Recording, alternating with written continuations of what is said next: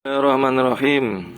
Pertanyaan dari jamaah. Assalamualaikum Ustadz, izin bertanya, bagaimana hukum menikah lagi bagi wanita yang ditinggal pergi suaminya selama 2 tahun lebih dan tidak dikasih nafkah zahir batin?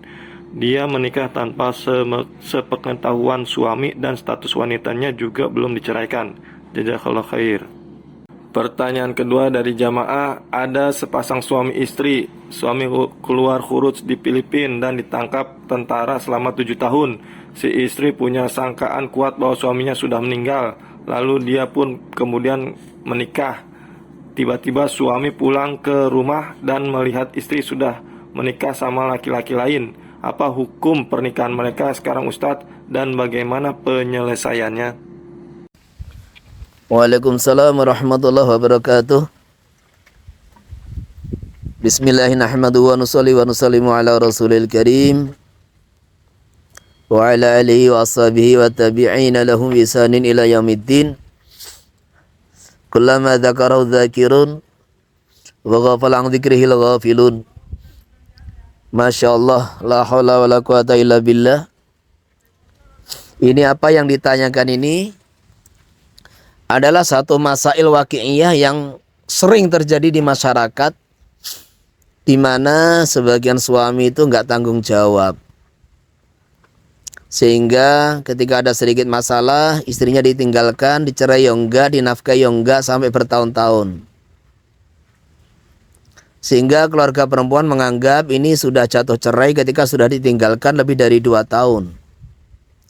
Akhirnya langsung dianggap selesai masa iddah, menikah lagi. Nah, ini satu kesalahpahaman atau mungkin ketidaktahuan karena awamnya, karena bodohnya terhadap masalah seperti ini. Bisa saja terjadi. Kemudian yang saya maksud masalah kesalahpahaman, ya mungkin dia memahami keliru masalah talak tolak yang dibaca selepas nikah. Itu kan salah satu yang ditaklekkan kalau si suami meninggalkan istri 2 tahun berturut-turut, maka lah seterusnya, sehingga dianggap ini sudah jatuh cerai. Ini mungkin diantaranya, wallahu alam gitu. Cuma yang jelas tindakan istri dan keluarganya yang langsung menikahkan tanpa merujuk atau menggugat ke pengadilan terlebih dahulu, ini satu tindakan yang disalahkan. Jadi kesimpulannya begini, itu mengenai masalah taklek tolak bil iwad atau taklek hulu yang dibaca usai akad nikah, itu kalau saya sendiri sangat menganjurkan. Jadi saya sendiri pribadi sangat menganjurkan kepada mempelai wanita dan walinya, keluarganya, supaya usai akad nikah si suami membaca itu taklek. Duh, ini gimana? Sebagian orang salah paham, usai nikah suruh tolak. Bukan begitu. Jadi pemerintah, Departemen Agama baik di Indonesia, di Malaysia, negara tetangga, ini karena adanya kejadian-kejadian suami-suami yang tidak bertanggung jawab, maka menyuruh suami usai akad nikah untuk membaca ini di depan hakim sebagai antisipasi, sebagai bentuk antisipasi nanti kalau ternyata suaminya itu bermasalah atau tidak bertanggung jawab. Karena posisi wanita ini lemah dalam pernikahan itu. Posisi wanita ini lemah. Dia tidak bisa menceraikan suami, dia tidak bisa lepas dari pernikahan kecuali dengan persetujuan suami. Ini kita harus tahu. Posisi wanita ini maqut alaih gitu. Maka disitulah sebagai bentuk ini tasarruful imam manutun bil maslahah, bahwa aturan yang dibuat pemerintah ini kaitan dengan maslahat umat untuk mengantisipasi kalau terjadi dalam rumah tangga ini suami-suami yang tidak bertanggung jawab, suami-suami yang tidak sayang kepada istrinya, maka setiap usia akad nikah disuruh membaca ta'liq tolak bil iwad dengan imbalan atau khulu. Yang mana prosesnya tidak semudah yang dipahami orang awam. Ini rumit. Di mana kurang lebihnya seperti ini. Saya, bismillahirrahmanirrahim, saya yang bertanda tangan di bawah ini atas nama Fulan bin Fulan, siap selepas akad nikah, siap untuk menggauli istri saya dengan sebaik-baiknya, sebagaimana firman Allah Subhanahu wa taala, wa asyiruhunna bil ma'ruf.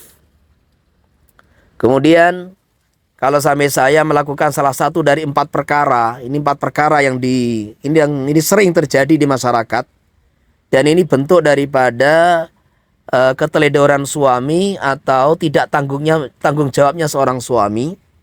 Apabila saya mengerjakan salah satu dari 4 perkara ini, yang pertama meninggalkan istri 2 tahun berturut-turut, yang kedua tidak menafkahi 3 bulan berturut-turut, atau yang ketiga melakukan kekerasan KDRT di dalam badannya istri. Yang keempat membiarkan itu maksudnya ya masih hidup bersama tapi membiarkan cuek gitu. Di antaranya mungkin tidak kasih nafkah batin atau apa, di antara mananya seperti itu. Ini poin pertama. Jadi kalau suami mengerjakan salah satu dari 4 perkara ini, yang kedua kemudian istri saya tidak ridho, yang ketiga kemudian dia mengadukan perkara ini ke pengadilan, yang keempat kemudian pengaduan diterima. Jadi poin yang keempat ini kemudian pengaduan diterima dan istri saya siap bayar iwad Rp10.000, maka saya jatuhkan talak 1 kepadanya, kemudian uang 10.000 untuk maslahat umum sosial gitu.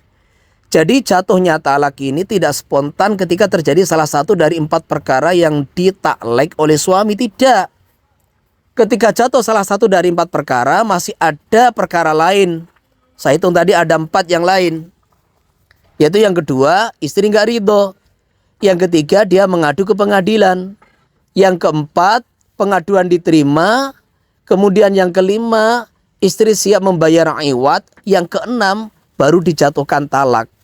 Jadi kalau 6 perkara ini terjadi, mulai dari salah satu dari yang ditaklek, istri nggak ridho, istri mengadu ke pengadilan.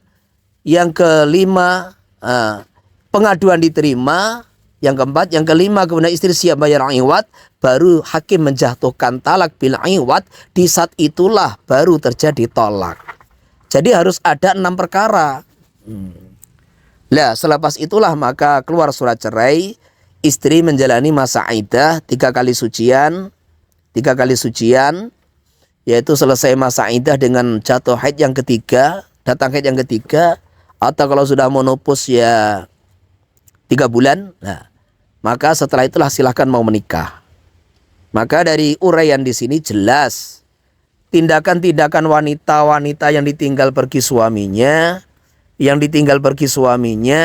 kemudian langsung dia ini ambil tindakan menikah tanpa melapor ke pengadilan, tanpa menggugat cerai ke pengadilan, ini satu tindakan yang salah menurut syariat, sehingga pernikahan dia itu tidak sah, haram dan tidak sah kalau dia tahu. Kalau dia tahu haram, tidak sah, berdosa. Kalau dia nggak tahu ya memang awam, nggak tahu, maka ini ya walau alam, ini nggak tahu yang diterima apa enggak. Karena terkadang masyarakat ini sebetulnya dekat dengan ustadz, dekat dengan ulama, tapi nggak mau bertanya gitu loh. Jadi apalagi zaman sekarang orang tuh bisa mengakses itu ilmu lewat internet, lewat medsos kan gitu kan. Jadi kalau memang dia ini nggak tahu, ya betul-betul nggak tahu, maka ini bisa masuk ranah wati subuhat gitu loh. Pernikahan tidak sah, jadi karena nggak tahu sehingga masuk ranah wati subuhat. Makanya ini saya ulang-ulang biar paham betul, itu istilahnya aturan taklek tolak yang dianjurkan atau diberlakukan setiap usai akad nikah, supaya masyarakat ini paham betul itu manfaatnya untuk pihak perempuan, mempelai perempuan dan keluarganya, karena memudahkan mereka untuk menggugat cerai di pengadilan di saat nanti ada masalah dengan suaminya. Ini poin-poin pertama yang harus dipahami. Sekarang yang kedua ada pertanyaan lagi. Lah kalau nikahnya tidak lewat KUA Pak? Lah itu ada dua cara. Jadi kalau nikahnya tidak lewat KUA ada dua cara. Cara yang pertama isbat dulu, isbatun nikah di KUA. Dia lapor menetapkan pernikahan. Dulu nikah itu istilahnya terserah nanti ikut aturan KUA. Supaya bisa dikeluarkan itu akad nikah dulu. Maka isbatun nikah di KUA. Nanti kalau sudah isbat nikah baru menggugat cerai. Nah ini caranya, detailnya bagaimana nanti tanyakan ke KUA. Lah cara yang kedua, ketika nikahnya dulu tidak nikah di KUA, garis miring itu nikah siri, maka cukup mengangkat wali hakim. Jadi mengangkat wali hakim yang betul-betul paham fikih pernikahan. Lah kemudian selepas diangkat wali hakim, maka dia sampaikan bahwasanya kita mengadu ini karena sudah tidak dinafkahi. Jadi pengaduan di sini satu aja, masalah nafkah. Jadi kita sudah tidak dinafkahi sekian lama, maka kita mengajukan itu fasah. Maka ini wali hakim menyuruh dia untuk menghubungi lewat nomor telepon atau bagaimana. Wali hakim muhakam maksudnya, wali muhakam. Jadi seorang wanita menunjuk wali muhakam, aku angkat Pak Ustadz sebagai wali hakim untuk membatalkan pernikahan kami. Maka wali hakim ini mentafakut, ini sudah dihubungi tidak minta nafkah. Jadi kalau dia sudah menghubungi, ternyata tetap tidak dapat nafkah, ini cara yang terbaik, cara yang paling hati-hati. Dia kasih tempo 3 hari. Kemudian suruh menghubungi, minta nafkah. Kalau ternyata selama 3 hari juga tidak bisa dihubungi, ada teleponnya tapi tidak mau kasih nafkah, udah selepas 3 hari pernikahan dibatalkan. Jadi wali hakim ini atau muhakam membatalkan pernikahan, kemudian terus mungkin bisa dibuat surat, ada saksi, tanda tangan, ini sebagai pelengkap aja, terus menjalani masa iddah. Lah kalau masalah kedua, ini suaminya nggak bisa dihubungi sama sekali gitu loh. Jadi nggak bisa dihubungi sudah bertahun-tahun seperti itu, maka satu pendapat boleh langsung dijatuhkan itu fasah nikah, yaitu pembatalan nikah. Wali hakim mengatakan, saya batalkan pernikahan fulanah yang telah mengangkat saya sebagai wali hakim untuk membatalkan pernikahan dia. Jadi saya batalkan pernikahan fulanah dengan fulan. Jadi dengan dibatalkan itu pernikahan, maka mulai saat itu pernikahan fasah, ini bukan tolak ya, ini bukan tolak. Pernikahan fasah, lah kemudian terus menjalani masa iddah. Ini cara kedua bagi pernikahan yang tidak tercatat di dalam KUA. Termasuk lagi yaitu apa? Kalau umpamanya itu dulu nikah pakai KUA tapi tidak tanda tangan, itu tidak membaca, juga tidak tanda tangan, ini kan juga tidak bisa digugat di KUA ini. Maka sama permasalahan. Kalau memang dia ini, tapi usahakan menggugat di pengadilan. Jadi di pengadilan dengan akad fasah, dengan tuntutan fasah. Jadi menggugat di pengadilan dengan tuntutan fasah karena tidak dikasih nafkah selama sekian, kan gitu kan. Kalau bisa menggugat di pengadilan walaupun tidak pakai taklek hulu, maka itu yang terbaik. Kalau usaha yang pertama itu tidak bisa, silakan tahkim seperti tata cara yang diuraikan tadi. Jadi ini kesimpulan daripada uraian di atas. 1, tindakan wanita seorang istri yang ditinggal pergi suaminya langsung menikah itu salah. Haram kalau dia tahu. Kalau sudah terjadi, maka sekarang juga wajib dibatalkan pernikahan, dipisah suami istri. Kalau dia tahu itu zina, kalau dia nggak tahu maka wati subuhat. Kalau suaminya nggak tahu loh ya, suaminya nggak tahu maka itu wati subuhat. Ini hukum ini kaitan dengan suaminya. Jadi kalau suami menyangka itu pernikahan sah, ternyata nggak sah, maka wati subuhat, anak yang dilahirkan adalah anak yang sah nisbat kepada si suami kedua tadi. Kemudian selepas itu yang ketiga, kalau dia ingin melanjutkan pernikahan dengan suami kedua, maka harus menggugat ke pengadilan. Dengan gugatan seperti tadi, taklek tolak bil aywat itu. Kalau ternyata suaminya itu dulu tidak tanda tangan atau tidak membaca, itu tidak ada tanda tangan, ya gugat karena tidak dikasih nafkah. Kalau ternyata ini nggak bisa karena dia tidak punya surat nikah, atau dalam surat nikah itu ternyata nggak ada tanda tangan, maka silakan mengangkat wali hakim untuk membatalkan pernikahan sesuai aturan di atas. Kemudian untuk pertanyaan kedua itu sebetulnya juga mirip-mirip pertanyaan pertama. Cuma bedanya pertanyaan kedua ini si istri menganggap suami sudah meninggal dunia lah ini.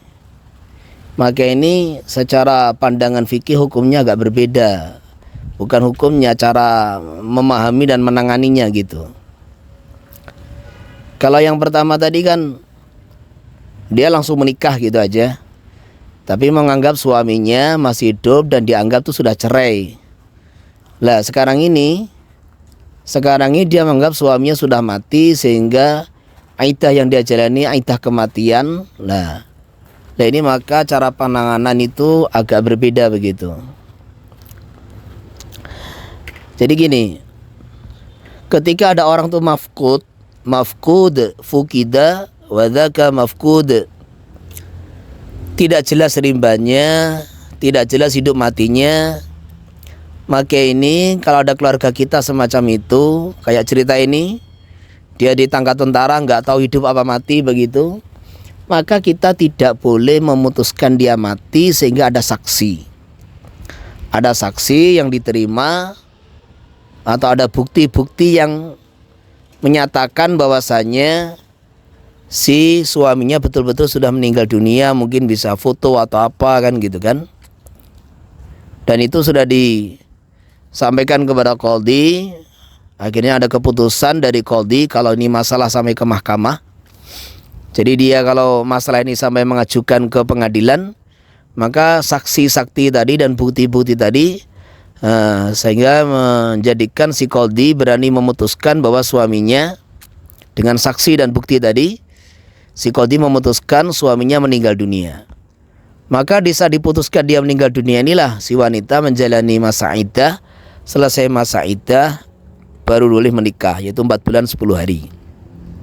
Ini kalau nggak hamil kan gitu. Maka hukumnya agak lebih rumit gitu loh. Jadi hukum di sini agak lebih rumit karena seorang tidak boleh memutuskan orang yang mafqud ini meninggal dunia, sehingga betul-betul ada saksi atau istilahnya bukti yang mendukung, sehingga yang menjadikan qadhi berani memutuskan bahwasanya dia betul-betul meninggal dunia. Selama tidak ada itu, maka si wanita tidak boleh memastikan, meyakini, menyangka kuat itu meninggal, nggak boleh. Sehingga dia tidak boleh menikah, juga tidak boleh membagi hartanya di antara ahli warisnya, nggak boleh. Lah solusinya gimana? Ya cuma dua. Dia cari berita sampai ada info keberadaan suaminya. Jadi dia harus cari berita sampai ada info keberadaan suaminya. Kalau masih hidup, ya tinggal dia sabar menunggu atau tidak. Kalau ternyata masih hidup, dia ini sabar menunggu, ya ditunggu, nggak boleh menikah. Kalau dia tidak sabar, silakan ajukan gugatan cerai atau gugatan fasah nikah di pengadilan. Lah kalau sudah divonis meninggal dunia, lah silakan menjalani masa iddah. Ini poin pertama. Solusi kedua, dia ketika kondisi mafqud semacam ini, dia tidak mendapatkan nafkah atau apa, boleh langsung mengambil jalan ke pengadilan untuk membatalkan pernikahan karena sudah tidak dikasih nafkah. Jadi kalau dia punya surat nikah, ya seperti tadi, punya surat nikah, kemudian suaminya membaca talek nikah, talek tolak, talek tolak seperti tadi. Kalau dia punya surat nikah tapi suami tidak membaca talek tolak, ya gugatan fasah nikah karena tidak dikasih nafkah. Kalau ternyata dia tidak punya surat nikah, ia datang kepada muhakam yang betul-betul fakih urusan pernikahan, fikih pernikahan, untuk dia mengadu lah kemudian seperti solusi di atas, maka sebaiknya ditunggu. Kalau memang tidak bisa dihubungi ya sudah langsung bisa dibatalkan itu pernikahan, langsung bisa menjalani masa iddah. Jadi langsung bisa menjalani masa iddah. Lah terus silakan nikah setelah selesai masa iddah. Lah tetapi yang dikerjakan oleh si wanita tadi tidak seperti yang kita arahkan ini. Tidak seperti yang kita sampaikan sesuai hukum fikih. Tahu-tahu dia memastikan suaminya meninggal, menikah. Maka ini jelas kalau dia tahu ini tindakan yang salah. Tetapi kalau dia tidak tahu ini adalah wati subuhat. Jadi tidak tahu hukum, si wanita nggak tahu, si suami yang nggak tahu. Yang penting suaminya menyangka ini pernikahan sah, ternyata tidak sah. Maka selama perkumpulan, selama nikah mungkin 1 tahun, 2 tahun, 3 tahun ini wati subuhat, sehingga tidak bisa dikatakan dosa. Kalau sampai punya anak ya nisbat kepada dia. Lah ternyata suaminya pulang, maka jelaslah bahwa pernikahan si wanita dengan suami kedua tidak sah. Tidak sah. Jadi kalau dia tidak menggugat di pengadilan, juga tidak menggugat itu fasah kepada muhakam, dia langsung menikah seperti yang ditanyakan tadi, maka nikah yang kedua tidak sah, otomatis langsung kembali kepada suami yang pertama. Lah, untuk kembali juga tidak langsung. Jadi dengan suami kedua dipisah dulu, menjalani masa iddah, 3 kali sucian, habis masa iddah dengan datanya haid yang nomor 3, kalau tidak hamil. Kalau dia hamil ya harus menunggu sampai kelahiran. Lah baru boleh balik kepada suami pertama tanpa perlu akad nikah, karena akad nikah dengan suami pertama itu tidak batal. Jadi tinggal lanjut. Maka ini kita nasihati kepada kaum wanita itu yang terkadang punya suami gak tanggung jawab, ditinggal-tinggal itu. Maka ini harus, kalau pengen menikah atau ingin selesai permasalahan, ya sudah segera urus itu di pengadilan. Urus di pengadilan untuk membatalkan itu pernikahan. Kalau memang gugatannya adalah faskhun nikah bisababi adamin nafaqah, disebabkan tidak dapat nafkah, atau memang pengen cerai dengan gugatan cerai bil iwat, silahkan.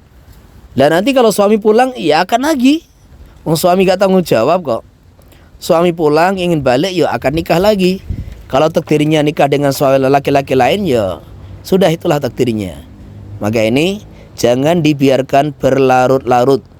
Wanita yang ditinggal pergi suaminya gak tanggung jawab, jangan dibiarkan berlarut-larut. Segera itu kalau memang sudah 2 tahun, bahkan 3 bulan gak dikasih nafkah, itu sudah bisa gugat di pengadilan gitu loh.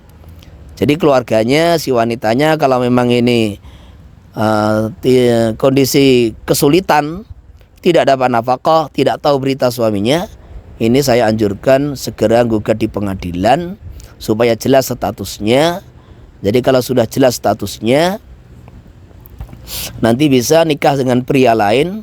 Kalau memang suaminya kembali, ya nikah lagi, tidak bisa langsung balik begitu. Kurang lebihnya seperti ini, wallahu a'lam bishawab.